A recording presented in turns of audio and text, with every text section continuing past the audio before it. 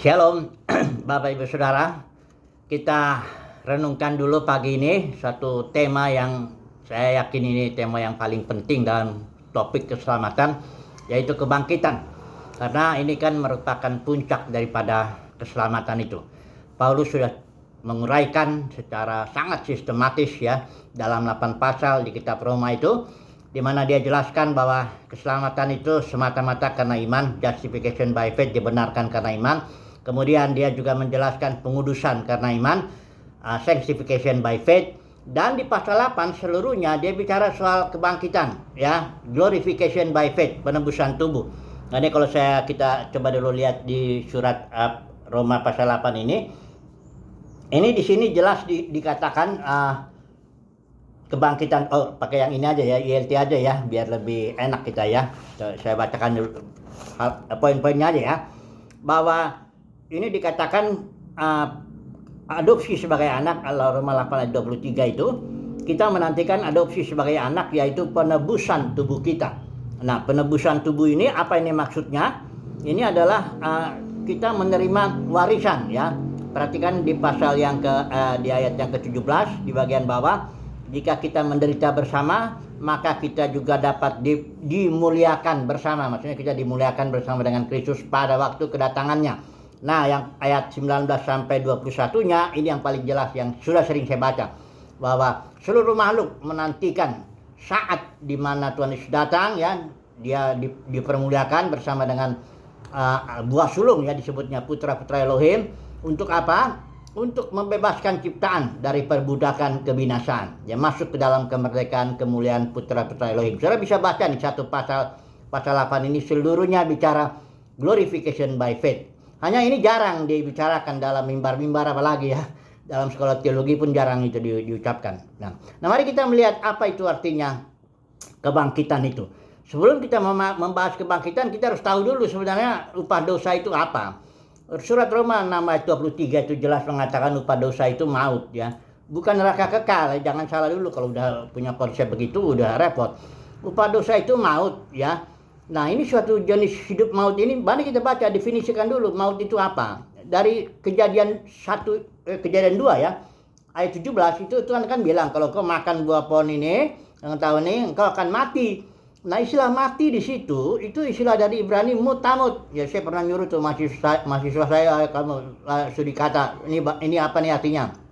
Setelah diperiksa, mutamut itu ya tentu dari buku-buku referensi juga, itu artinya dying, you will die. Artinya nggak bisa diterjemahkan mati saja. Maut itu adalah begitu Adam dapat makan buah itu, dia langsung mendapat jenis hidup yang namanya maut dan dikuasai iblis. Kitab Ibrani juga meneguhkan itu. Nah, hidup maut ini ya, pada gilirannya dia akan menghasilkan kematian fisik. Makanya begitu ada makan itu, dia mendapatkan suatu jenis hidup maut yang dikuasai iblis. Dia menjadi malu, dia menjadi putus dari pohon kehidupan yang melambangkan hidup Kristus. Putuslah dia pokoknya ya, jatuh dia dalam dosa, dalam maut ya. Kemudian dan dia setelah 900 tahun ya, baru dia mati fisik kan. Itulah dia maut ya. Upah dosa maut, sama sekali bukan neraka kekal. Apa itu? Neraka kekal itu dari Agustinus, bapak yang diakui bapak gereja. Dalam bukunya The City of God dia bikin itu, karena orang Kristen suka nakal. Dia dibilang kalau macam-macam kau nanti masuk neraka selama-lamanya. Udah gitu si Jerome tahun 380 Masehi, dia menerjemahkan Alkitab ya, dari bahasa asli ke bahasa Latin untuk orang Katolik, Vulgate version. Dia terjemahkan istilah aion yang harusnya tuh waktu, diterjemahkan aeternus. Dari situlah terjemahan semua jadi eternal, kekal gitu ya. Nah, padahal harusnya diterjemahkan era itu zaman, waktu ya, ada awalnya, ada akhirnya. Nah, habis itu ada Kaisar Justinius Code, dia bikin code bahwa meresmikan abad 5, abad 6 bahwa upah dosa neraka kekal katanya. Ya sudah sampai sekarang neraka kekal ya. Calvin ngikutin Agustinus sudah seluruhnya ya. Pokoknya dan ngawur itu. Mana ada upah dosa neraka kekal? Upah dosa maut, jenis maut, dan maut itu sudah dikalahkan oleh Yesus. Aku datang supaya mereka mempunyai hidup, hayat. Yesus itu memberikan hidup kebangkitan.